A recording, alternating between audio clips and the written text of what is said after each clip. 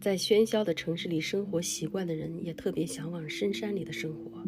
今天呢，我驱车前往离洛杉矶大概有2个小时车程的一个地方。在城里生活习惯的人，往往都喜欢到深山里去看一看。但是呢，要真正体会到大自然的那种美，体会山里人的生活，那最好是在这边住几天，这样你的感受就会更加的不一样。开着车，沿途欣赏着不同的风景。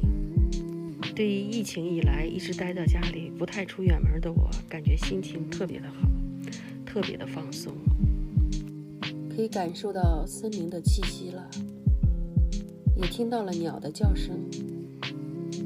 迎面来了一辆校车，说明这山里面也是有学校的。山里的孩子可能大部分上学是应该坐着校车，由校车来接送的。路过的这个小镇，我停下车来拍了一下这个路边的这2辆旧车，感觉特别有特色。像这种报废的旧车，他们常常停在门口作为一种装饰。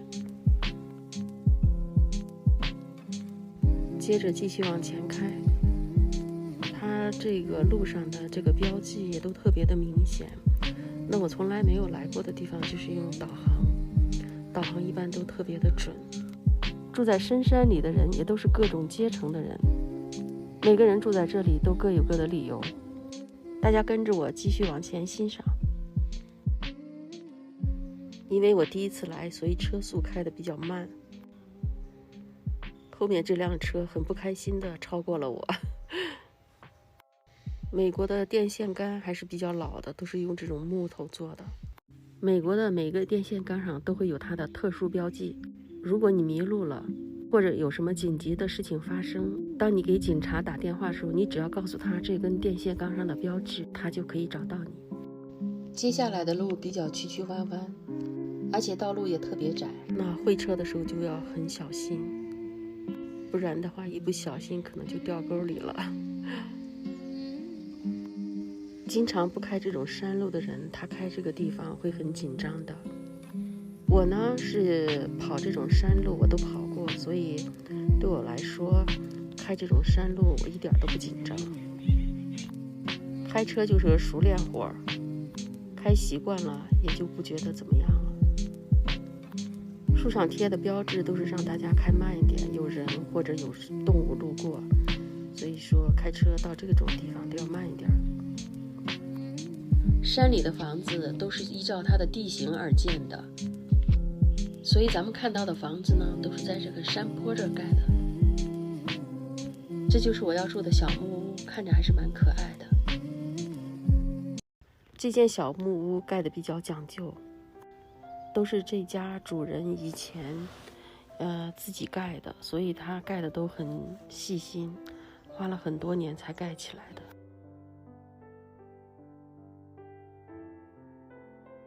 这间屋子呢是书房，书房布置的也比较的考究。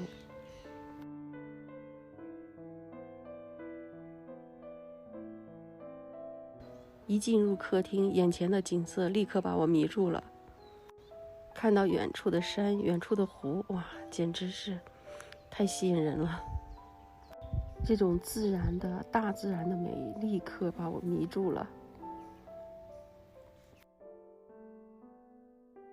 这些木头都是特制的，专门从夏威夷定制过来的。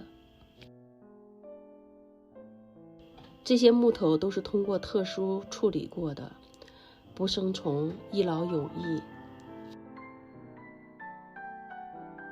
咱们看到屋里挂的这些风扇，都是中国制造的。站到2楼这个位置，也可以欣赏到外面的风景。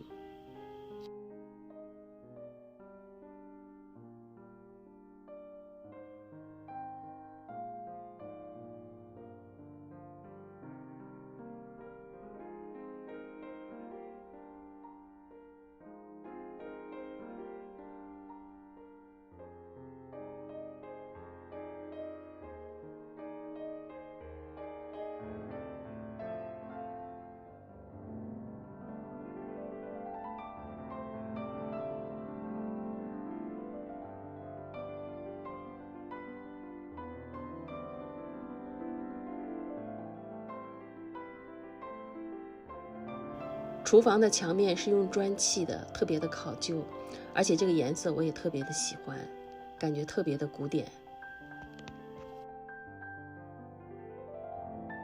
早晨呢，起来呢，先冲杯咖啡，然后坐在阳台上，呼吸一下新鲜空气，然后呢，再看一下远处的景色哈，特别的舒服。说到这儿呢，肯定会有很多人会喷我，肯定会说国内比这漂亮的地方多的是。当然我承认，但是呢，我们没有必要去对比。抬头望着蓝天，看着远处的湖，远处的山。然后呢，你可以闭上眼睛，享受一下片刻的宁静，聆听一下鸟叫的声音。这种久违的、最自然的原生态的生活，这也是我向往的地方。仿佛人间仙境，真的会让人流连忘返的。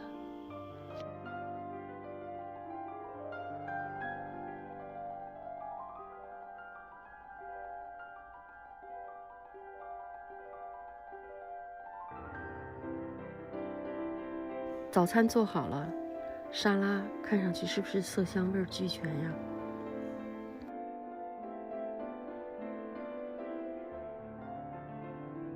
饭后坐在这里看看书。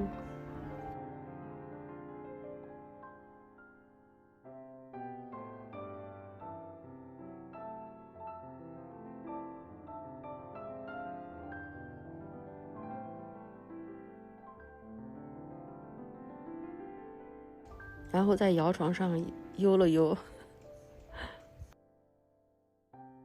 很快就到了吃午餐的时候。午餐呢是三文鱼头，配上西兰花和山药。看到这儿我口水都流下来了。这一顿呢我吃了特别多，香喷喷的。而米饭呢也是我这一个南方人特别爱吃的。端起一杯洋溢着雪白酒沫的啤酒。我喝啤酒呢最喜欢的就是第一口，感觉特别的爽口。再吃一口鱼肉，好香啊！午饭后再在阳台上小睡一会儿，彻底放松一下自己的心情。晚餐呢，我们就准备吃水果了。今天呢，就给大家分享到这里，感谢大家的收看，关注我，带你了解海外华人的真实生活。也欢迎大家在评论区里给我留言，谢谢大家。下一期我会介绍周边更多的小木屋和山里人的生活。